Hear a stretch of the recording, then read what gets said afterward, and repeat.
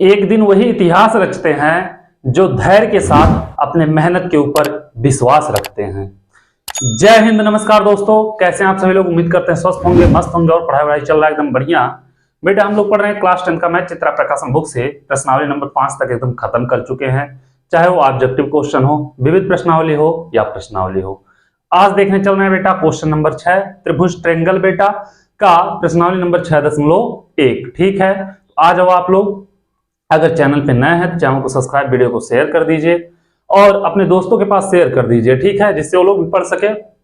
और अगर आप लोग वीडियो नहीं देखें तो प्लेलिस्ट में जाके देख लीजिए। ठीक है, आ जाओ बेटा, हम देखते हैं क्वेश्चन नंबर पहला किसका बेटा। क्वेश्चन नंबर पहला चैप्टर नंबर 6.1 का। ठीक है, आ जाओ। फर्स्ट क्वेश्चन क्या कह रहा, ध्यान देना। कोष्टक में दिए गए शब्दों में से सही शब्दों का प्रयोग करते हुए रिक्त स्थानों को भरिए। ठीक है, क्या करना है, रिक्त स्थान का पूर्ति करना। ठीक है बाबू, पहला कह रहा है इसमें बेटा क्वेश्चन नंबर पहले में पहला कह रहा, ध्यान देना क्या कहा है। पहला कहा है बाबू कि सभी वृत्त होते हैं सर्वांगसम होते हैं या समरूप होते हैं। वृत्त बेटा क्या होता है, सर्वांगसम क्या होता है, जैसे जितना बड़ा ये वृत्त है उतना बड़ा ये वृत्त हो, दोनों छोटा बड़ा ना हो, सेम हो तो सर्वांगसम होगा।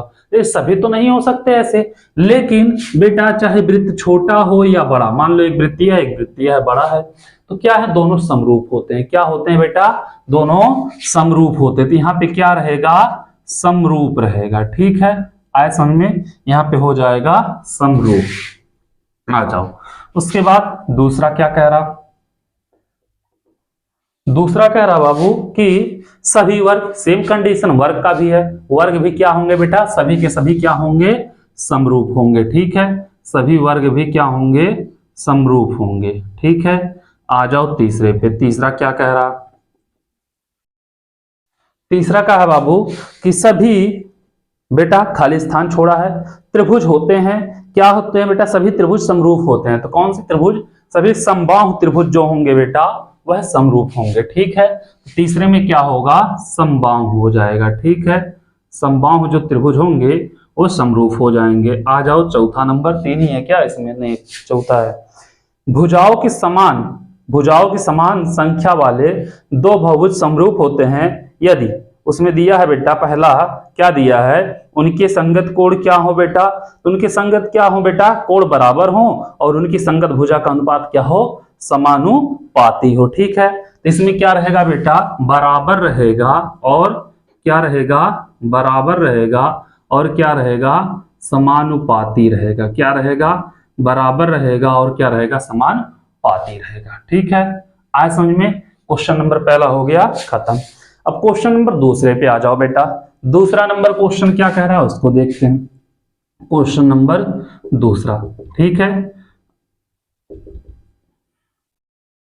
दूसरा नंबर क्वेश्चन कह रहा है बेटा कि निम्नलिखित कथनों का सत्य या असत्य लिखिए। क्या लिखना है, सत्य लिखना है या असत्य लिखना है। ठीक है, कोई भी दो समरूप आकृतियां क्या होती हैं, सर्वांगसम होती हैं। नहीं बेटा, कोई भी दो समरूप आकृतियां सर्वांगसम नहीं होती, समरूप भी होती हैं। तो इसमें जो पहला होगा बेटा क्या होगा, पहला नंबर क्वेश्चन इसमें क्या होगा, दूसरे का असत्य हो जाएगा। ठीक है, आ जाओ दूसरा देखते हैं। दूसरा क्या कह रहा है बाबू, दूसरा कह रहा है कि कोई भी दो समरूप आकृतियां समरूप होती हैं। तो सत्य है बेटा, कोई भी दो समरूप आकृतियां हमेशा समरूप ही होंगी। ठीक है, आ जाओ तीसरे नंबर पे।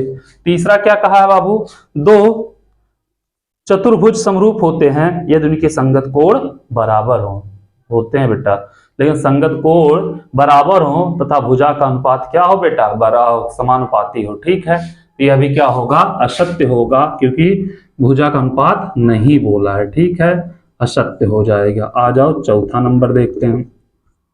चौथा नंबर क्या कह रहा है बेटा, दो बहुभुज समरूप होते हैं यदि उनकी संगत भुजाएं समानुपाती हो, लेकिन कोण भी बराबर होना चाहिए। यह भी क्या हो गया बेटा, असत्य हो जाएगा। ठीक है, क्वेश्चन नंबर 2 हम लोग कर लिए। आ जाओ मेरे रसगुल्ला क्वेश्चन नंबर तीसरे पे। तीसरा नंबर क्वेश्चन क्या कह रहा है उसको भी लगाते हैं। ठीक है, उम्मीद कर रहे हैं आप लोग समझ में आ रहा होगा, कोई भी दिक्कत नहीं हो रही होगी। तो क्वेश्चन नंबर तीसरा क्या कहा बाबू कि निम्नलिखित युग्मों के दो भिन्न भिन्न उदाहरण दीजिए। नंबर 1 समरूप आकृतियां। बेटा समरूप आकृति के 2 उदाहरण देना है।